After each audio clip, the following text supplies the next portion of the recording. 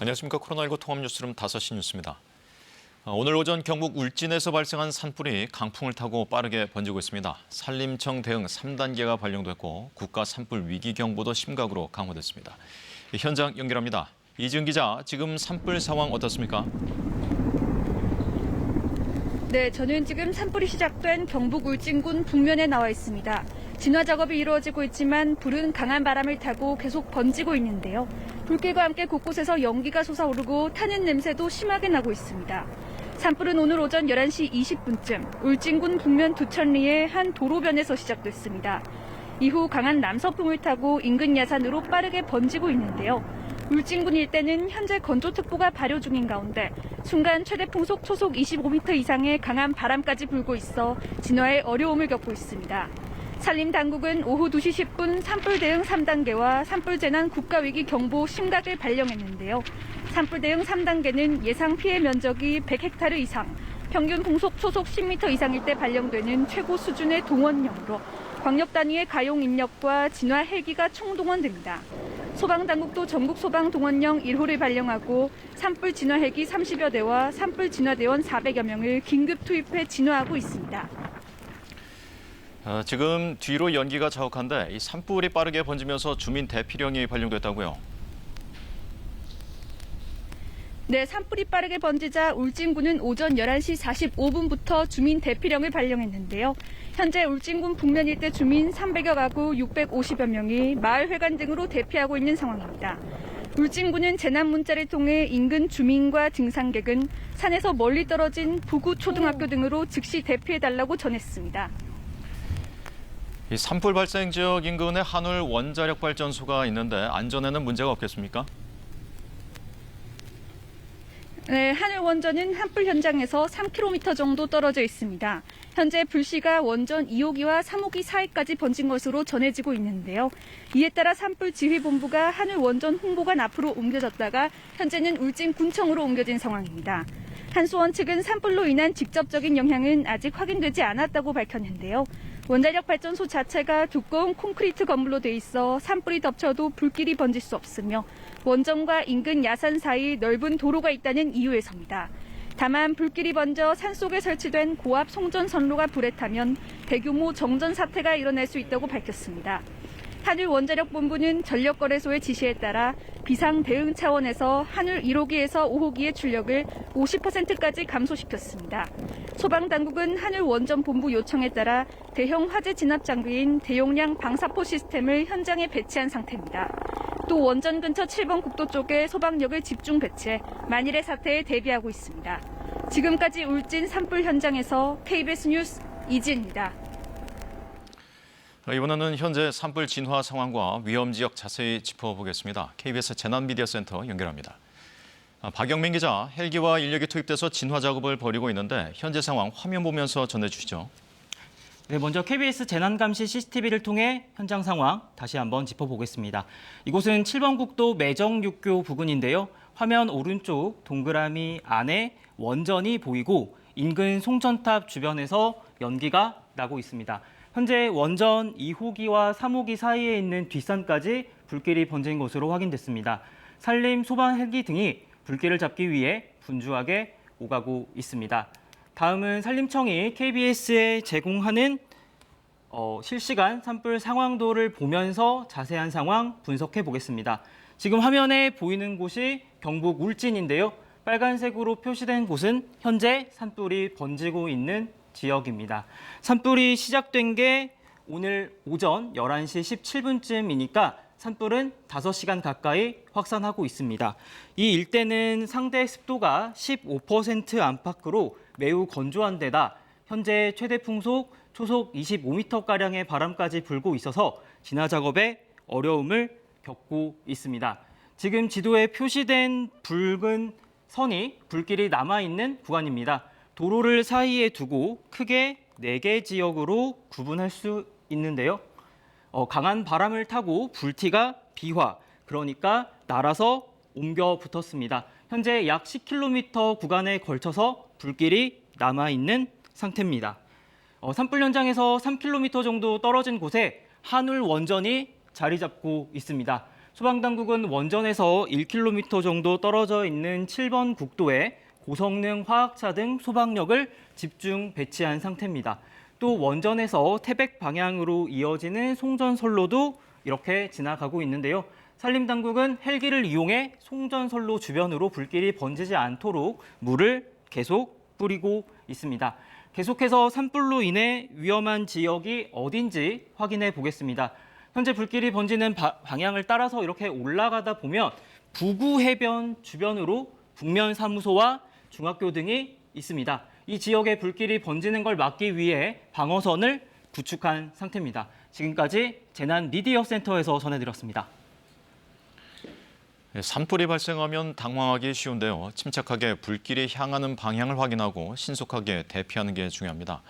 산불 발생 시 행동 요령 정재우 기자가 전합니다.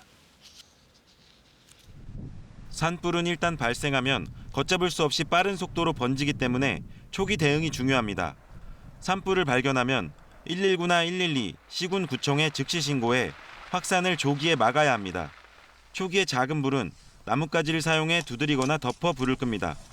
그러나 바람이 강하면 불이 갑자기 번질 수 있기 때문에 무리하게 불 끄기를 시도하면 안 됩니다. 산불이 번지면 신속히 대피하는 게 중요합니다. 산불은 바람이 불어가는 쪽으로 확산되는 만큼 바람 방향을 감안해 몸을 피해야 합니다. 산불이 난 곳보다 높은 곳으로 가지 않도록 하고 나무가 강하게 타고 있는 곳에서 멀리 떨어져야 합니다. 불길에 휩싸였을 경우 당황하지 말고 침착하게 주위를 살펴 이미 타버린 지역이나 수풀이 적은 곳, 도로나 바위 뒤 등으로 몸을 피하는 게 좋습니다. 대피할 여유가 없을 때에는 낙엽이나 나뭇가지 등 탈 것이 적은 곳을 골라 마른 풀을 긁어낸 뒤 엎드려 불길을 피해야 합니다. 주택가로 불이 번질 우려가 있을 경우 문과 창문을 닫고 불이 쉽게 옮겨붙지 않도록 집 주위에 물을 뿌려줍니다. 이때 불이 옮겨붙기 쉬운 가스나 기름통, 장작은 미리 치워두는 게 좋습니다. 산불이 확산돼 주민 대피령이 발령되면 공무원의 안내에 따라 대피해야 합니다. 대피하지 않은 이웃에게 위험을 알리는 것도 중요합니다. 대피 장소는 지역별로 지정된 대피소나 산림에서 멀리 떨어진 논이나 밭, 학교 등이 좋습니다. 대피할 때에는 마스크나 젖은 수건으로 입을 가려 뜨거운 연기를 마시지 않도록 유의해야 합니다.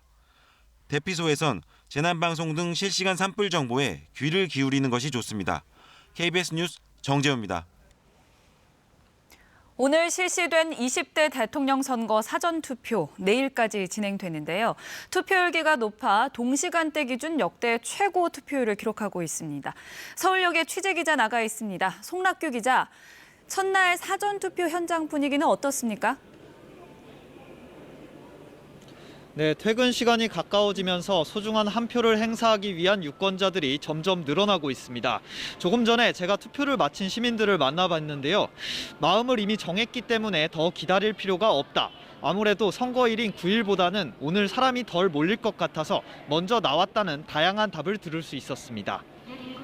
현재 투표율은 오후 5시 기준 15.84%입니다. 이는 2년 전 총선 때나 5년 전 대선 때 같은 시각 투표율보다 훨씬 높은 수치인데요. 사전투표는 오늘과 내일 새벽 6시부터 오후 6시까지 진행됩니다. 주소지와 상관없이 신분증만 지참하면 전국 3,550여 곳 사전투표소에서 어디서나 투표할 수 있습니다. 코로나 확진자와 격리자는 사전투표일 내일 하루 투표가 가능합니다. 내일 오후 5시부터 6시 전까지 사전투표소에 도착하면 임시기표소에서 투표할 수 있습니다. 대선 후보들도 오늘 유세에 앞서 사전투표에 참여하며 한 표가 당선인을 바꿀 수 있다며 지지를 호소했습니다. 이재명 후보는 투표 뒤 이념과 진영을 뛰어넘는 실용적 국민통합정부를 추진하겠다.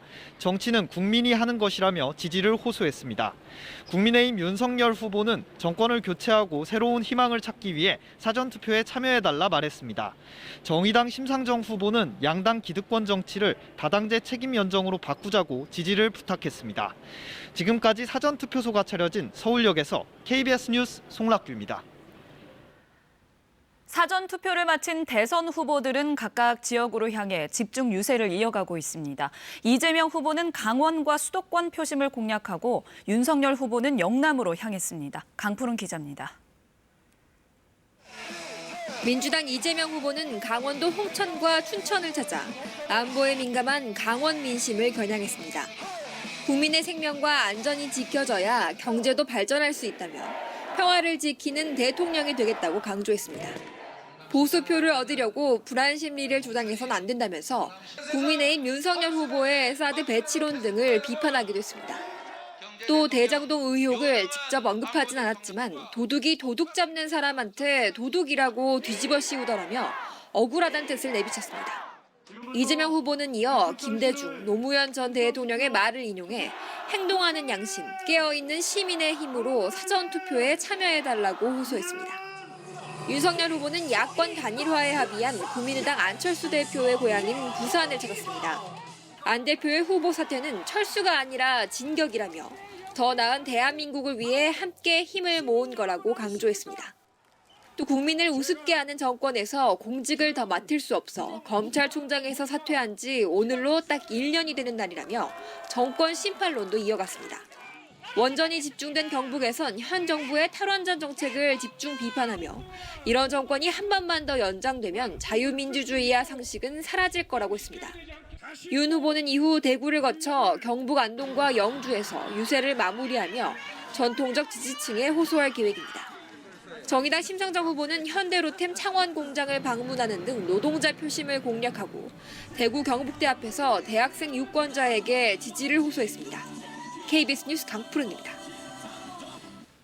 신규 확진자와 사망자가 최다를 기록했지만 정부는 거리 두기를 조기에 완화하기로 했습니다. 식당과 카페 등 다중이용시설의 영업시간이 밤 11시까지로 늘어납니다. 이지윤 기자의 보도입니다. 정부가 밤 10시까지 운영되고 있는 다중이용시설의 영업시간을 내일부터 1시간 연장하기로 했습니다. 이에 따라 식당과 카페를 포함해 유흥시설과 노래연습장, 실내체육시설 등 12종 다중이용시설은 내일부터 밤 11시까지 영업할 수 있습니다. 다만 사적 모임 인원 제한은 지금처럼 6명으로 유지됩니다. 고위험군 관리를 중심으로 방역 체계가 개편됨에 따라 방역 패스 중단, 동거인 자가 의무 면제 등의 다양한 조치들이 시행되고 있는 만큼 이번에 완화된 거리두기 조치는 오는 20일까지 적용됩니다. 정부는 당초 13일까지 적용하기로 했던 거리두기 제한을 조기에 완화한 이유로 자영업자와 소상공인의 어려움이 더욱 가중되고 있다는 점을 꼽았습니다. 오늘 코로나19 신규 확진자는 26만여 명으로 하루 만에 7만 명이 늘었습니다. 사망자도 하루 새 186명 늘었지만 치명률은 0.22%로 꾸준히 낮아지고 있습니다. 중환자 병상 가동률은 50% 안팎 수준입니다. 정부는 이 같은 수치를 토대로 누적 치명률과 중증화율 등 핵심 방역 지표가 아직 관리 가능한 수준이라고 밝혔습니다. 한편 방역당국은 소아 응급 환자나 분만, 투석 등 특수한 상황에서 코로나19에 감염되는 경우에 대비해 응급의료 체계를 보완하고 있다고 밝혔습니다. 이에 따라 음압 격리 병상을 지속적으로 확충하고 24시간 병상 가동과 입원일 축소 등을 통해 병상 활용도를 높여나갈 방침입니다. KBS 뉴스 이지윤입니다. 러시아와 우크라이나가 2차 협상에서 민간인의 대피를 위한 인도주의 통로를 개설하기로 합의했습니다. 그러면서도 러시아는 우크라이나 최대 규모 자포리자 원전을 공격해 점령한 것으로 전해졌습니다. 신강문 기자입니다. 벨라루스의 벨라베슈 숲에서 우크라이나와 러시아의 2차 협상이 개최됐습니다. 양국은 협상 2시간여 만에 민간인의 대피를 위한 인도주의 통로를 개설하기로 합의했습니다. 또 이 통로에서 대피가 이루어지는 동안 일시적으로 휴전을 하는 데에도 뜻을 모았습니다. То есть не везде, а только в тех местах, где будут находиться, собственно, сами гуманитарные коридоры, возможно будет прекращение огня на время проведения эвакуации. 2차 협상 전후에도 러시아의 공격은 계속됐습니다. 현지 시각 오늘 새벽 러시아군은 우크라이나 남동부 자포리자 원전 단지를 공격해 점령했습니다. 이 과정에서 자포리자 원전 단지 경계의 5층짜리 교육 훈련 빌딩에서 화재가 발생했습니다. В результаті обстрілів пожежа на атомній електростанції. Повторюю, в результаті обстрілів військами Російської Федерації в бік Запорізької АЕС виникла пожежа. 현재 이 화재는 진화됐으며 국제원자력기구 IAEA는 주변 방사능 수치에 변동이 없다고 밝혔습니다. 한편 러시아군은 수도 키이우 북쪽에서 러시아군의 진격을 방어 중인 체르니히우를 공격해 민간인 피해가 커지고 있습니다. 로이터 통신은 현지 시각 어제 러시아군의 공습으로 체르니히우에서 적어도 33명이 사망했다고 우크라이나 구조당국을 인용해 보도했습니다. KBS 뉴스 신강문입니다. 러시아의 우크라이나 침공 상황 악화와 미국의 긴축 정책 우려 등 잇따른 대외 변수로 코스피가 1% 넘게 하락했습니다. 오늘 코스피는 전 거래일보다 33.65포인트, 1.22% 내린 2,713.43의 거래를 마쳤습니다. 코스닥 지수도 전 거래일보다 11.36포인트, 1.25% 내린 900.96에 마감됐습니다. 서울 외환시장에서 미 달러화 대비 원화 환율은 전 거래일보다 9원 60전 오른 1214원 20전에 마감됐습니다.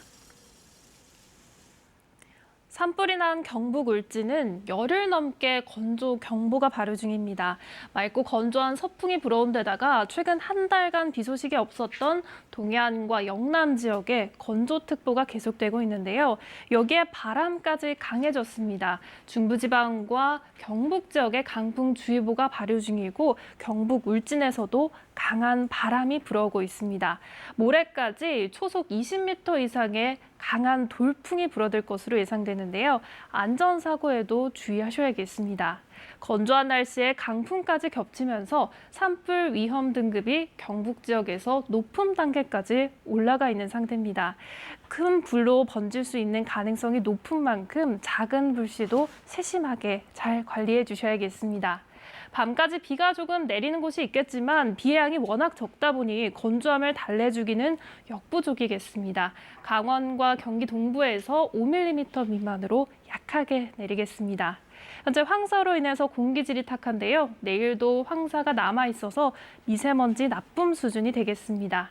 아침에는 서울이 영하 2도, 대전 0도로 오늘보다 약간 낮겠고요. 한낮에도 기온이 크게 오르지 못하면서 서울이 5도, 대전 8도 선에 머물겠습니다. 바다의 물결은 최고 6m까지 거세게 일겠습니다. 당분간 일교차가 크게 나타나겠고요. 맑은 날씨가 계속되겠습니다. 건조한 날씨가 이어질 것으로 보여서 산불 조심하셔야겠습니다. 날씨 전해드렸습니다. 코로나19 통합뉴스룸은 7시 뉴스에서 이어집니다. 시청해주신 여러분 고맙습니다.